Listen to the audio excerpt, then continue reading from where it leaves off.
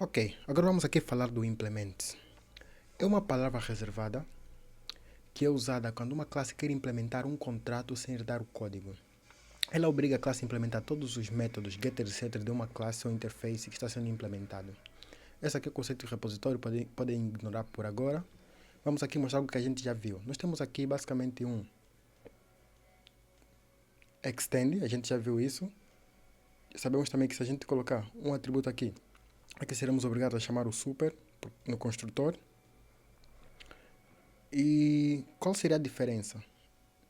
Na vida real, quando a gente estiver a falar de métodos, basicamente, a gente não vai implementar, ou seja, não vamos fazer extend, a gente vai implementar. Vamos usar implementos. Basta fazer isso.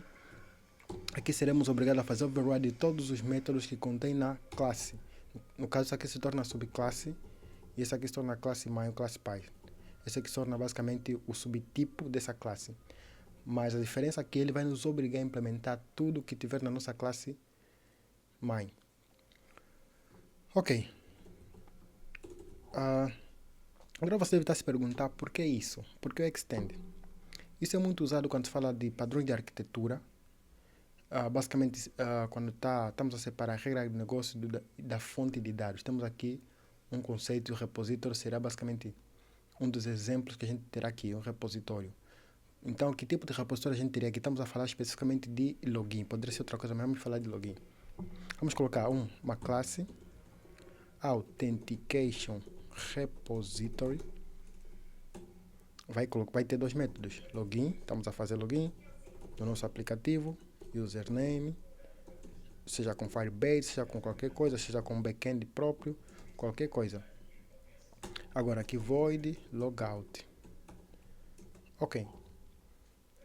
Na vida real, essa aqui seria o meu repositório. E eu não vou implementar um repositório, porque isso aqui é algo que faz parte do meu sistema. Basicamente faz parte da minha própria regra de negócio. E agora, se eu não vou implementar aqui, vou implementar aonde a minha autenticação? Eu terei a implementação do meu repositório, que será classe authentication, deixa eu copiar isso aqui, authentication repository implementation, que implementa, que vai ter o contrato com a minha interface, a minha classe abstrata, que é o nosso repositório. E aqui vai me obrigar a implementar todos os métodos. Ou seja, esse aqui no final do dia não criamos uma instância desse aqui, porque esse é o tipo, essa é a nossa fonte de dados do nosso sistema, não pode ser corrompido com os dados externos. No final do dia a gente não vai ter uma instância dessa, então a gente terá aqui, isso aqui será a nossa abstract class. Isso aqui tem que ser uma abstract class que não vai permitir então criar uma instância dele. Como podem ver, aqui não mudou nada. Então, o que é que muda? Aqui basicamente vamos ter aqui. Aqui seria implementação do nosso repositório. Vamos supor que aqui a gente vai fazer implementação com Firebase. Agora, vamos supor que algum dia a gente quer trocar,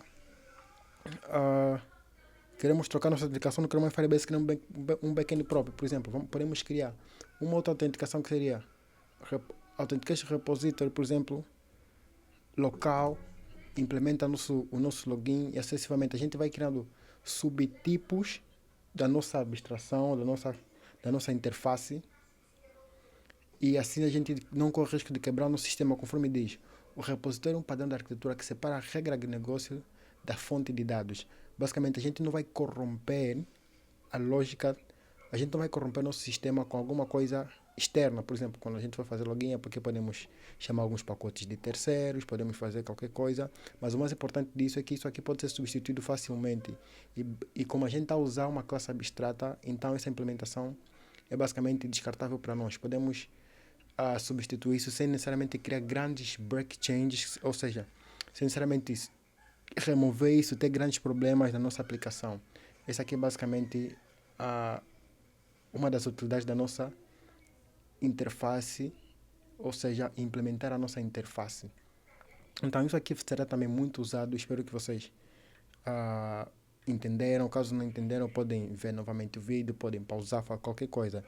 Vocês têm toda a liberdade de fazer qualquer coisa para até poderem entender então nossos vídeos.